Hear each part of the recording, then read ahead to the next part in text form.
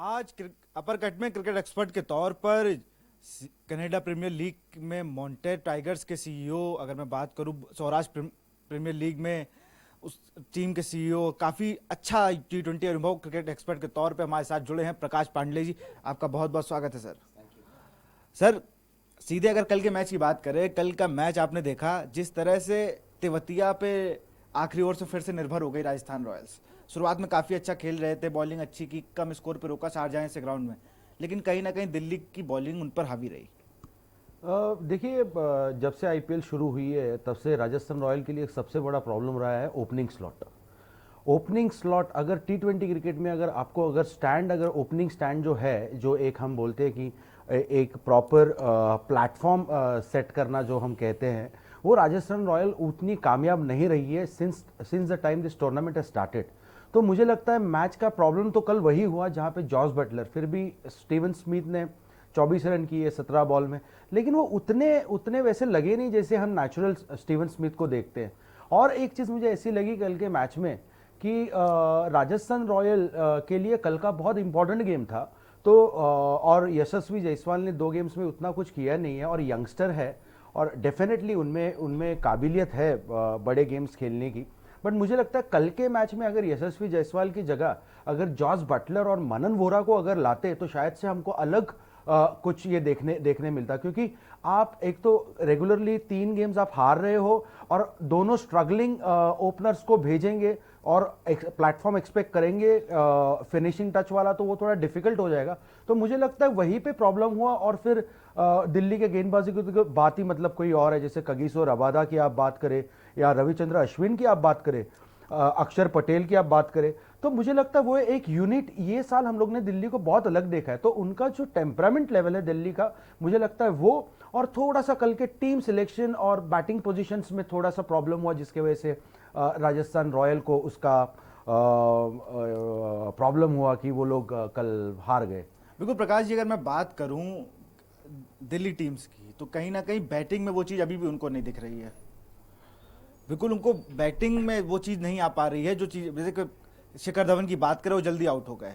हम बात करें अगर पृथ्वी शॉ की, वो भी कुछ खास नहीं, 1-2 हिट लगाए और मारने में आउट हो गए। जब आप देख रहे हो सामने आपके पास आर्चर जैसा बॉलर है जो बैट्समैन का दिमाग पढ़ के बॉल फेंकता है, वो इस हिसाब से आपको बॉल कर रहा है और आप उसने एक हिट खाया और उसके बाद तुरंत उसने आपको आउट कर दिया। तो कहीं ना कहीं मेंटली भी आर्चर को खेलने के लिए प्रिपेयर नहीं थे पृथ्वी शॉ को आपने घरेलू क्रिकेट में देखा, स्टार्टिंग से स्कूली क्रिकेट से आप देखते आ रहे हैं, तो कहीं ना कहीं वो चीज़ देखने को नहीं मिली। जी, मैं पृथ्वी शॉ को मैंने बहुत क्लोजली देखा है वो बच्चे को, बिकॉज मेरा ऑर्गेनाइजेशन था जिसके लिए मैं काम करता था, मुंबई क्रिकेट एसोसिएशन, जो मेरी फॉर्मर टीम भी थी, उनके लिए मैंने अंडर-19 भी क्रिकेट खेला। तो हमारे यहाँ पे स्कूल क्रिकेट बहुत अहम माना जाता है और उसमें जहाँ पे बात आती है पृथ्वी शॉ की, तो मैंने डेफिनेटली उनको बहुत करीबी से देखा है। लेकिन मुझे लगता है ये जो एक लेवल है, या फिर आईपीएल लेवल जो होता है, या स्कूल क्रिकेट लेवल होता है, या अंडर-19 लेवल होता है, यहाँ पे टेम्परामेंट में ना थोड़ा सा डिफरेंस होता है। तो वो टेम्परामेंट का एक थोड़ा सा एडजस्ट होने में थोड़ा सा टाइम लेता है। नो डाउट उनमें काबिलियत है, लेकिन आज सबसे अच्छी चीज मतलब कल ये देखने मिली कि आज पृथ्वी शॉ उतने रेगुलरली रन नहीं कर रहे। जैसे 5 मैच में उन्होंने शायद से 1-2 नॉक खेले रहेंगे, बट फिर भी दिल्ली उनको एक सपोर्ट कर रहा है, क्योंकि उनको लग रहा है, सी देखिए एक अच्छी टीम ऑलवेज, सुनील नारायण के केस में आप देखिए केकेआर, उन्होंने उतनी अच्छी बल्लेबाजी नहीं कर रहे, जो कि जबकि उन्होंने क्रिसलिन इनके पास पहले थे, बट अभी सुनील नारायण इनके लिए ओपन कर रहे हैं और क्रिसलिन मोमेंट इनके पास चले गए। बट स्टिल बहुत अच्छी स्टेटमेंट दी थी दिनेश कार्तिक ने कि ये हम जो भी प्लेयर्स होते हैं उनको ऐसे टाइम पे सपोर्ट करना बहुत जरूरी होता है। तो जहां बात आती है पृथ्वी शॉ की, तो I think credit goes to Delhi capital की, वो आज भी काबिलियत पे ट्रस्ट करते हैं एंड डेफिनेटली उनको पता है आने वाला अभी टूर्नामेंट बहुत और लंबा चलने वाला है। Still they have Ajinkya Rahane, तो अगर प्रॉब्लम्स की अगर बात आती है कि पृथ्वी शॉ का फॉर्म अगर चला जाता है, रन नहीं होते, still they have a backup and have a very good backup, because India player को उन्होंने ट्रेड किया है अजिंक्य रहाणे को, तो डेफिनेटली उनके पास ऑप्शन है।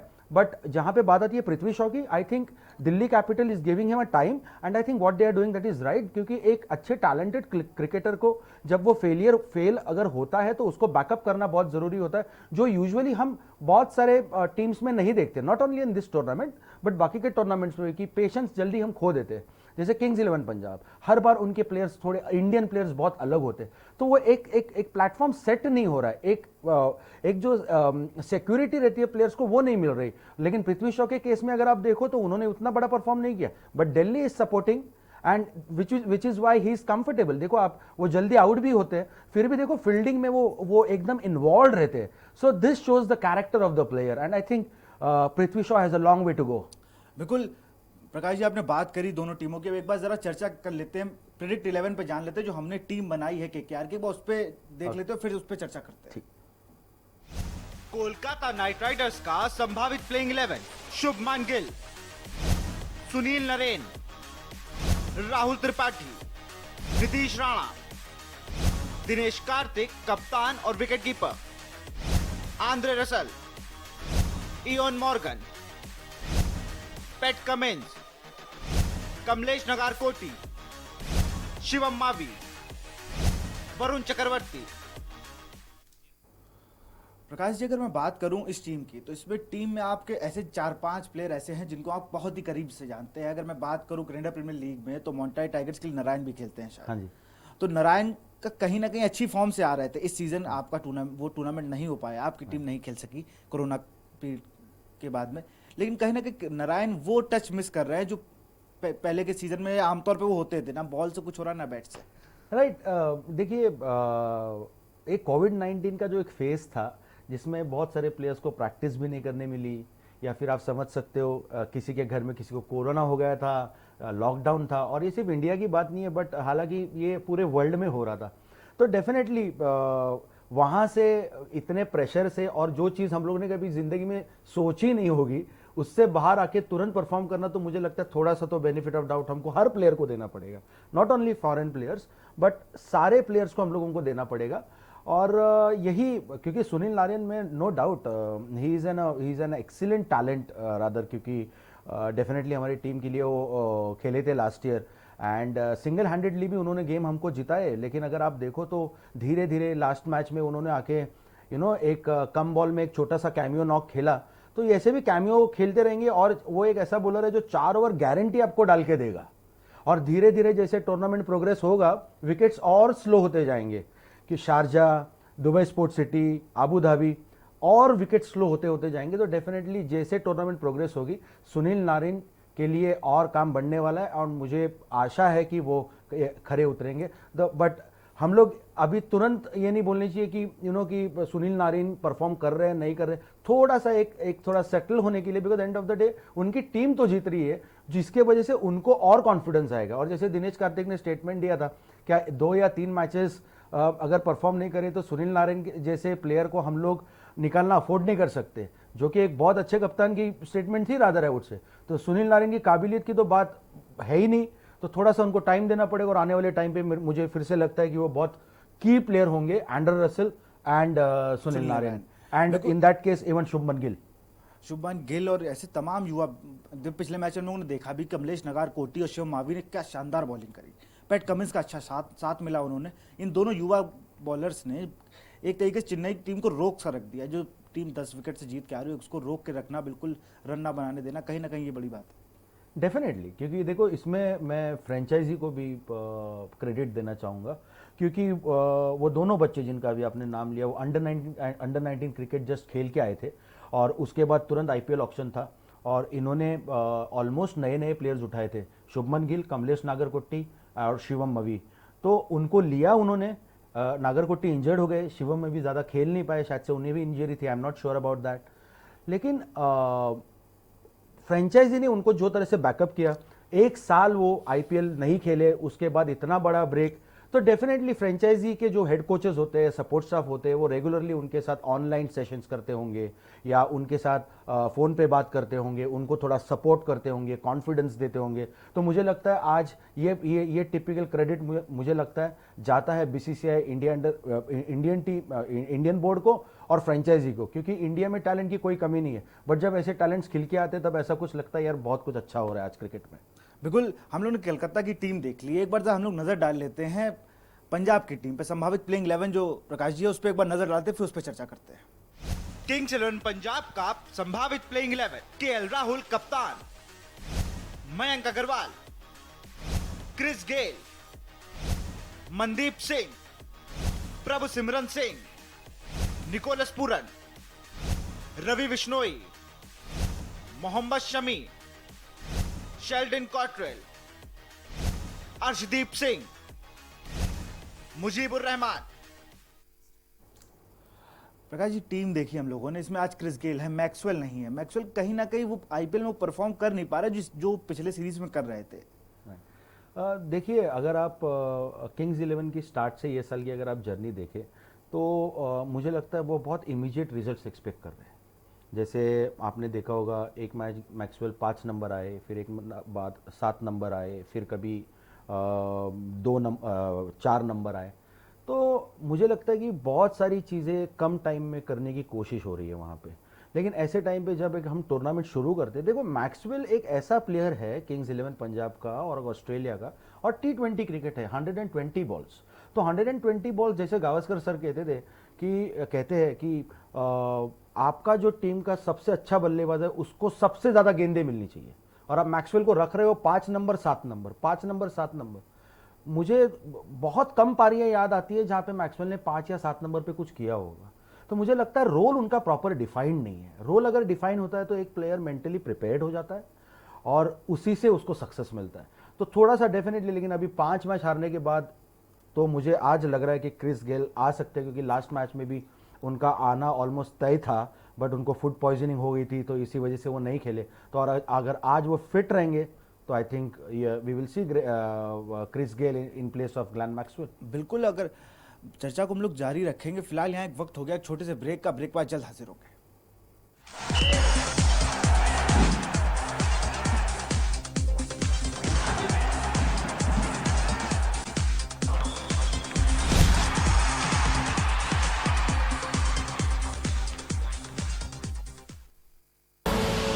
आप देख रहे हैं के न्यूज, खबरों का सारथी।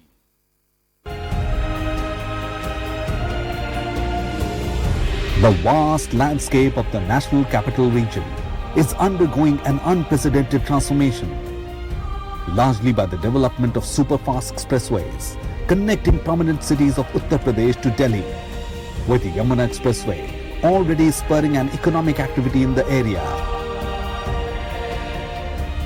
Another milestone that will redefine development here is the proposed Jewar Airport, second in the NCR after Indira Gandhi International Airport. Spread over 5,000 hectares, this massive airport is touted to have maximum number of airstrips in India, 6 to 8. And once complete, this infrastructure marvel will catapult the region's economic status, which is also pegged to be the hub of logistics activity because of the dedicated Eastern Corridor passing through the region and the establishment of a thriving electronics manufacturing cluster. This massive area is also poised to attract lots of investments from private players, resulting in more job creation for local youth and prosperity for people living in the vicinity. An already sprawling residential footprint will get a new leg up with the launch of probably the biggest airport in India. Get ready to witness the incredible journey. खुदी को आजमाया है तो ये अंदाज आया है, खुदी को आजमाया है तो ये अंदाज आया है। तुम में भी मैं हूं, शुद्ध प्लस पान मसाला। आप देख रहे हैं के न्यूज, खबरों का सारथी।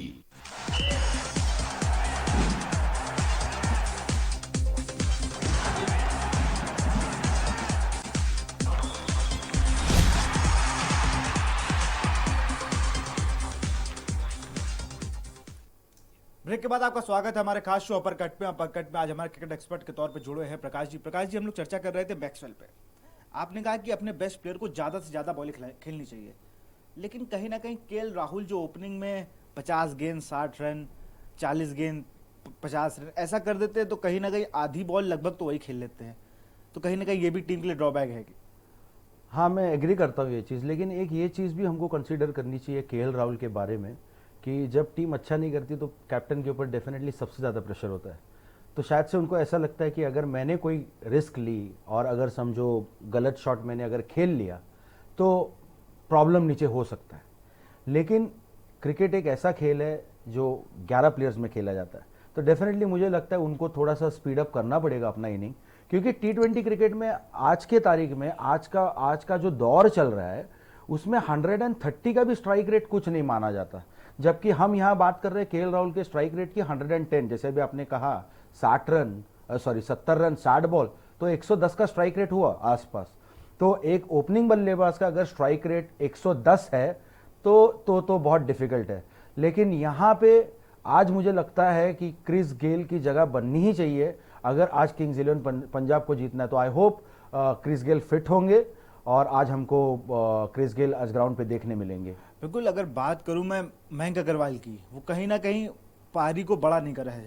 उन्होंने अच्छा परफॉर्म किया है, लेकिन पिछले मैचेस में अगर मैं बात करूं तो बड़ी पारी खेलने, पिछले मैच में रनआउट ही हो गए। खैर वो पारी शुरुआत करते अच्छे शॉट लगाते, लेकिन उसको बड़ा नहीं कर पा रहे पिछले 3-4 मैचों से। वो देखिए क्या होता है कि जैसे आपको रिजल्ट चाहिए, जैसे जीतना है, और अच्छी पारी 1 या 2 खेलने के बाद भी अगर टीम नहीं जीत रही तो ऑटोमेटिक प्रेशर प्लेयर खुद पे लेने लगता है। ये एक नॉर्मल टेंडेंसी है, एक नॉर्मल साइकी है, बीट इंटरनेशनल प्लेयर और स्कूल क्रिकेटर, एक नॉर्मल टेंडेंसी है। और दूसरी चीज़ सबसे इंपॉर्टेंट मुझे लगता है कि प्लेइंग 11 जो है, जो प्लेइंग 11 अगर आप किंग्स 11 की देखें तो वो ऑलवेज चेंज होती आई है। कभी मुर्गन है तो कभी सरफराज है, सरफराज नहीं है तो प्रभसिमरन सिंह है। तो 5 मैच में इतने चेंजेस कर लिए कि अभी सारे प्लेयर्स पे प्रेशर होगा। अगर आप निकोलस पूरन की भी अगर पहले स्टार्टिंग की 2 पारियां देखे तो वो उतना अच्छा नहीं किए थे, लेकिन एक प्लेयर को आपने रेगुलर नंबर पे खिलाया और रिजल्ट देखो। तो ये प्रेशर मेरे ख्याल से मयंक अग्रवाल पे भी होगा, क्योंकि team end of the day जीत नहीं रही ना। कभी सुपर ओवर में जा रहा है और सुपर ओवर में हार रहे हैं, कभी 200 बना देते हैं लेकिन अगली टीम चेस कर लेती है। तो थोड़ा सा मेरे ख्याल से उस वजह से हो सकता है कि उनके ऊपर प्रेशर हो। बट यस, अभी तो मुझे लगता है 4-5 मैचेस ही हुए हैं, और तो सेकेंड लेग में भी हमने देखा है बहुत सारे आईपीएल्स में कि Mumbai Indian almost first leg सारे गेम्स हारी है, लेकिन सेकेंड लेग में उन्होंने इतना अच्छा किया है कि वो चैंपियंस हो गए। तो अभी भी सारे टीम्स के लिए टूर्नामेंट ओपन है, subject to now they have to think faster and they have to implement it on the ground. ऐसे नहीं हो सकता कि आपने मैक्सवेल को 5 चांस दिए, आपने 2 पॉइंट्स बोर्ड पे लगाए और गेल आएंगे और आपको चैंपियन बना के जाएंगे, वैसा नहीं होगा, क्योंकि it's a team game, it's a team effort. तो जैसे इनके पास हार्डस्ट विलियन भी है, जैसे किंग्स 11 पंजाब के बाद तो शेल्डन कॉट्रेल एक आध मैच में ज्यादा अगर रन दे देते तो I would love to see Hardus Viljoen also, क्योंकि देखो दुबई के जो विकेट्स है यूएई के, वो विकेट्स है टर्निंग, ठीक है। बहुत सारे लोग एग्री नहीं करेंगे, ग्रीन टॉप नहीं है, लेकिन वहां पे ऐसे बॉलर चाहिए जो सिर्फ तेज डाले। वहां पे नॉर्मल स्विंग या धीरे अगर पेस 125-130 होगा तो उतना सक्सेसफुल नहीं होगा। तो I think so it's a big time as a think tank for Kings 11 Punjab की आखिर में किसको इनको खिलाना है, क्योंकि लास्ट मैच इतना इंपॉर्टेंट था। सरफराज खान को ड्रॉप किया है, प्रभसिमरन सिंह आया, वो डेब्यू का प्रेशर ऑलरेडी, टीम हार रही है उसका प्रेशर ऑलरेडी। तो थोड़ा सा जो स्ट्रैटेजी है वो समझने में मैं थोड़ा असमर्थ हो रहा हूँ किंग्स 11 पंजाब की। बिल्कुल, अगर एक बार हम लोग नजर डाल लेते हैं हेड टू हेड, जब टीमें दोनों मैदान में आमने सामने हुई, किसका पलड़ा ज्यादा भारी हुआ, एक बार हेड टू हेड पे नजर डाल लेते हैं हम लोग। क्या कहते हैं आंकड़े? Head to head, played 25, KKR 17, Kings 11 Punjab 8, no result 0। Prakash ji, ये भी एक प्रेशर होगा, 25 में 17 मैच केकेआर जीती है। देखिए मुझे ऐसा लगता है कि प्रेशर ये जो लेवल के जो प्लेयर्स है, जैसे हम भी जब तो कोई टूर्नामेंट खेलते प्रीमियर लीग, भले वो इंडिया में हो, स्टेट एसोसिएशन की या अब्रॉड हो, तो लास्ट ईयर क्या हुआ है उसके बारे में ज़्यादा कोई सोचता नहीं है ना। आंकड़े के हिसाब से, स्ट्रैटेजी के हिसाब से हो सकता है, अगर एक ही वही प्लेयर ये साल वही सेम टीम के लिए खेल रहा है तो और समझो अगर वो बल्लेबाज है तो डेफिनेटली बॉलर एनालिस्ट के साथ बैठता है और देखता है लास्ट ईयर क्या हुआ था। आंकड़े मुझे नहीं लगता उतने प्रेशर करेंगे दोनों टीम्स को, ना केकेआर उतना खुश होगा ना दुखी होगा, क्योंकि और ना किंग्स 11 पंजाब को कोई टेंशन होगा, क्योंकि ये जो लेवल है ये लेवल आंकड़ों के ऊपर का लेवल है। They are professional cricketers. ये लास्ट ईयर हारे तो ये साल उनको जीतना ही पड़ेगा, और जैसे केकेआर अगर लास्ट मैच जीते रहेगी तो उनको मोमेंटम राइट रखना ही पड़ेगा। तो प्रेशर नहीं है, because and of the day vision एक ही है, मैच जीतना है। मैच तो जीतना आंकड़े का उतना प्रेशर मुझे नहीं लगता है विशाल जी आएगा। बिल्कुल। एक बार प्रकाश जी, हम लोग प्लेयर टू वॉच एक रखते हैं, मतलब जो दोनों टीमों से एक प्लेयर होता है, वो अनकैप्ड कैप्ड कोई भी हो सकता है, एक बार उस पर नजर डाल लेते हैं जिसपे पूरे मैच हमारी नजर रहेगी। एक बार प्लेयर टू वॉच पर नजर डालते हैं। अर्शदीप सिंह। प्रकाश जी, पिछले मैच में देखा जिस हिसाब से इसने बॉलिंग की, एक अच्छा मोमेंटम देता रहा टीम को, विकेट भी निकाल के दिए, अंडर 19 से निकला ये पंजाब का लड़का, कहीं ना कहीं उनके लिए एक प्लस पॉइंट है, शमी को अच्छा साथ दे रहा है। देखिए अंडर 19 क्रिकेटर्स ये बार तो बहुत बोलबाला है बहुत प्लेयर्स का, और बहुत प्राउड फील होता है क्योंकि जब एक बच्चे आते हैं अंडर 19 से, वो जो स्कूल क्रिकेट में जाते हैं, फिर अंडर 19 वर्ल्ड कप खेलते हैं, इंडिया को वर्ल्ड कप जीताते हैं और फिर आईपीएल में भी आके परफॉर्म करते हैं, तो ये बहुत सराहने वाली बात है। मतलब ये इतना आसान नहीं है। और जहां अर्शदीप की अगर हम बात करें तो लास्ट मैच में उन्होंने 4 ओवर में 33 रन दिए थे और 2 विकेट्स भी चटकाए थे। तो आई थिंक काबिलियत की तो बात करने की ज़रूरत ही नहीं है क्योंकि उन्होंने अंडर 19 में भी वो सारी चीज़ें प्रूव करी है। तो आई थिंक आप जो बोल रहे प्लेयर टू वॉच ये एक हो सकते हैं किंग्स 11 पंजाब के लिए आज। बिल्कुल। अगर आज का आपका प्रेडिक्शन जान लें, आप दुबई में मैच है, कितने रन बनेंगे, किस टीम को आप सपोर्ट कर रहे हैं? मुझे देखिए सपोर्ट तो नहीं, लेकिन एक मैं मेरा एनालिसिस दे सकता हूँ because I am hardcore Chennai super king, तो मैं वो नहीं बोल सकता हूँ, लेकिन मुझे लगता है Kolkata night Riders will be at the top. Score क्या बनेगा आज? देखिए आबू धाबी में मैच है तो मेरे हिसाब से 195 200 हो सकता है, और वो चेजेबल भी हो सकता है अगर आपने बैटिंग सही तरीके से की तो। अभी लगभग 4 से 5 मिनट बचे हैं प्रकाश जी टॉस जीतने में, अगर टॉस होने में, माफ कीजिएगा, तो टॉस होने के में अगर टॉस जो जीतता है बैट्समैन उसको क्या करना चाहिए? मेरे हिसाब से बल्लेबाजी करनी चाहिए क्योंकि आफ्टरनून का गेम है, ठीक है। Any which is due factor consideration में आने नहीं वाला अगर आप सेकंड बॉलिंग भी करते हो तो मेरे हिसाब से रन्स लगाए बोर्ड पे, क्योंकि देखो एक 200 अगर मानी है केकेआर पहली बल्लेबाजी करती है और वो 200 रन बनाते हैं और किंग्स 11 के ऊपर अगर प्रेशर होता है, क्योंकि 200 रन किसी टीम ने बनाए हैं और हमें बनाने हैं, तो वो प्रेशर ऑलवेज चेजिंग टीम पे रहेगा। तो मुझे लगता है the captain who wins the toss I think should elect to bat first. बिल्कुल प्रकाश जी, बहुत बहुत शुक्रिया आपका के न्यूज़ से जुड़ने के लिए।